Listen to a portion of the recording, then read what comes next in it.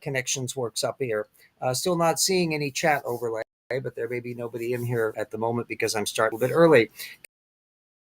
With our replacing Darwin, we're on the home stretch. Mass of charts in his book that have no really substantive documentation for them. They're just, you have to see his raw data that he lists off, and it's really raw because there's no way that you have any idea what any of the numbers mean. Anyway, we did the weasels last week, and now we're going to go into our little pals, the deer, where the deer and the antelope play, and where seldom is heard a discouraging word or a data field in the fossil record that Jeanson's going to ever pay attention to.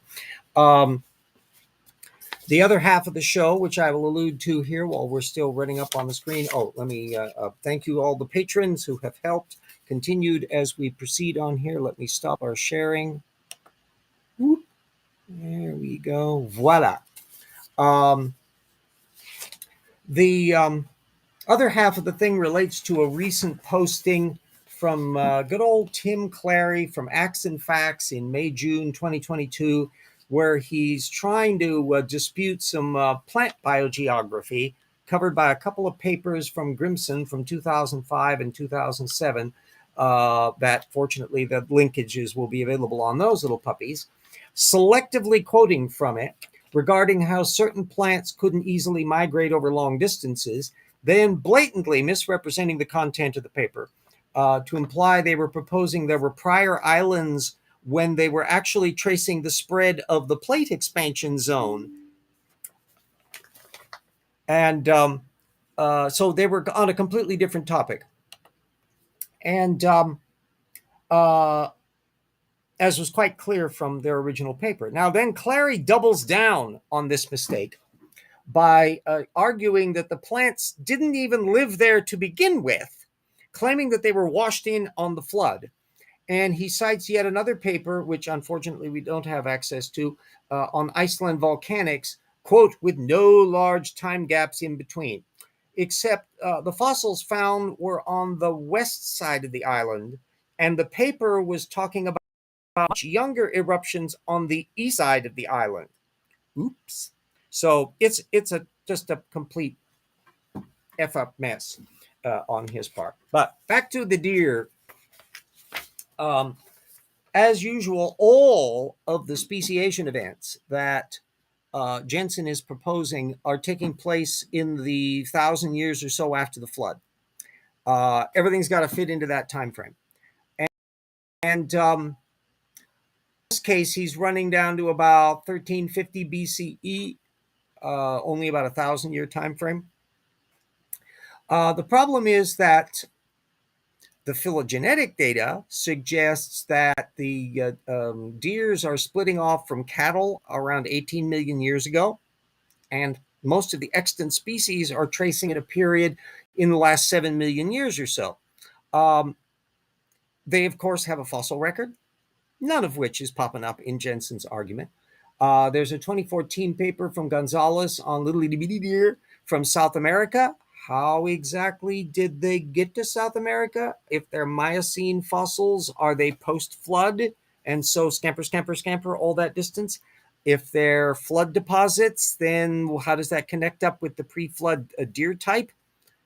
It's piling up data that Jeanson's not paying any attention to. And then finally, there's a 2020 paper out on a comprehensive review of the fossil data with the earliest fossils showing up of deer around that 18 million year time frame. And they're becoming more conventionally deer-like as you start moving along through the field. So this is just a hilarious continuing example. And I'll be pulling up technical papers that will be relating to the phylogeny and fossil data on the various groups that he's going to be sprinkling around. And it's going on page after page after page on here. So for all practical purposes, he ain't adding any new sources to his argument. So we're talking about only a few hundred technical papers in all told, and he's averaging now only about one per page as a consequence of so much of this material not actually adding any new sources on them.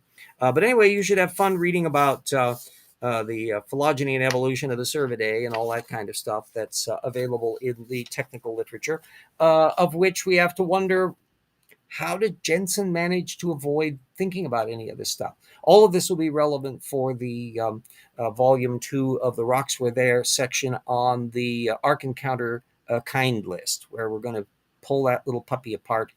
It'll be a listing that will show it in the order that it is in the Ark Encounter, and then we will be investigating why it's in that order. They're grouping things together by form. So dinosaurs are together in a group, and mammals are together in a group, and so forth and so on. But why are they listed in the order that they are? They're not alphabetical. So is it the case that they're being listed because they're in the evolutionary order of their systematics? And then there will be also a listing that will actually sort everything out by alphabetized, so you can actually find out what's on their stupid list more easily than you can otherwise. So all of this will be designed to be a reasonable resource, so anybody who wants to dive in to the Ark Encounter version of baraminology, which is probably their best shot because it's the smallest number of kinds that they can squeeze onto the Ark. We'll see about that.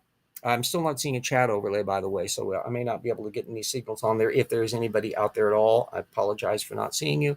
And most of you will probably be catching after I post on the thing. Part of my brain is shunting over heavy duty to finish volume 2, the Paralogs of Phileas Fogg novel, so that I can get that out of the way to take over to delight my niece and nephew over there in Seattle when I go over for my birthday.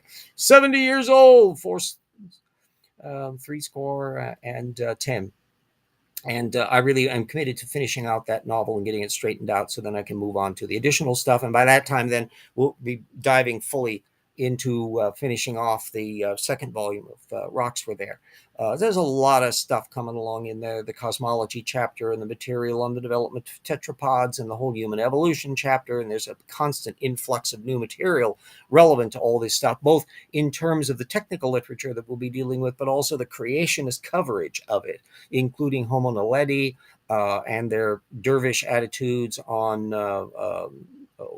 Australopithecus salaeus is, I think, what that is, or Sahelanthropus. It's one of the little early ones in the hominid group before we start getting into the ones that lead more directly off to humans.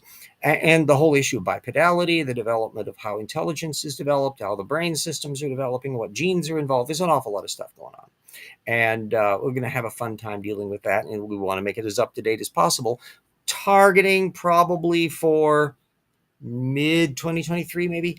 We'll see how that works out. So anyway, had I been able to see any comments and to see whether there's anybody there, we could ask for any questions, but I'm not working too much on that. We're going to be getting into more uber hot weather here in Spokane. We're going to be hitting in the 100-degree level and that, so I'm going to try to keep from melting in my house and making sure that the lawn doesn't get all that kind of stuff. So many things are happening along in that regard, and I'm keeping busy. The projects are a delight to work on.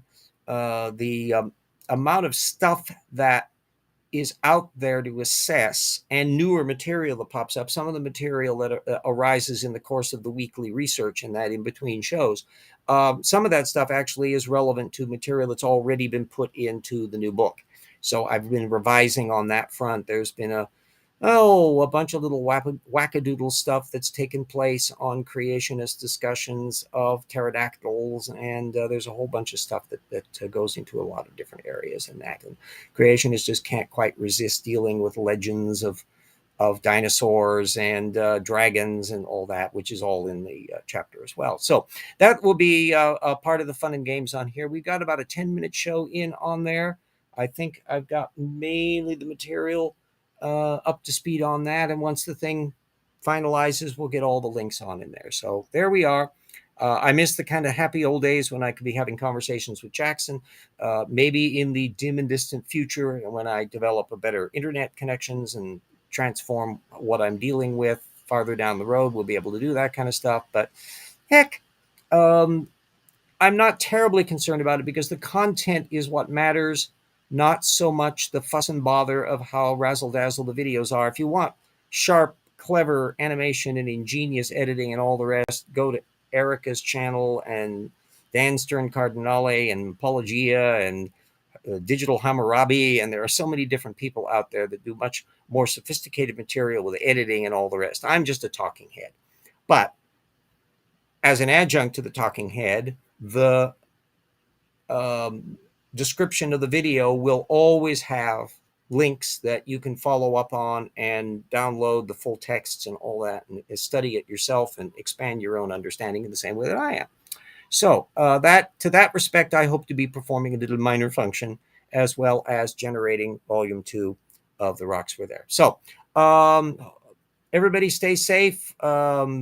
Keep out of the way of the COVID variants. Keep out of the way of the monkeypox. Keep out of the way of heat waves and floods and all the other messes that can be going on in our wonderful, happy 21st century. And we can see whether or not we can make it past the midterms and into a world where they just passed the big bill in Congress, to the consternation of Mitch McConnell and a whole slew. Every single Republican voted against it. So everybody out there can keep track of whether your congressman or senator voted against the program, and then whether or not they're bragging up the effects of it. And we can all measure to see whether or not it kills the world and produces terrible inflation and just dogs and cats living together, which is the kind of stuff that you're getting from Mitch McConnell and Kevin McCarthy and all the rest in the Republican Party.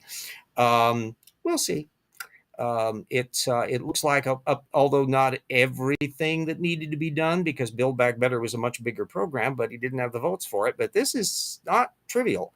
It's about a third of the big Build Back Better program, and that's something. There are a few little quibbly bit stupid parts in it that got stuck in there to get Cinema's vote and other people, but that theoretically can be corrected pretty fast if get positive results in the midterms, and there are fewer Trumpistas in power come the next Congress, and then we can see what happens as we move on to 2024. So welcome to the 21st century, kids. Isn't it exciting?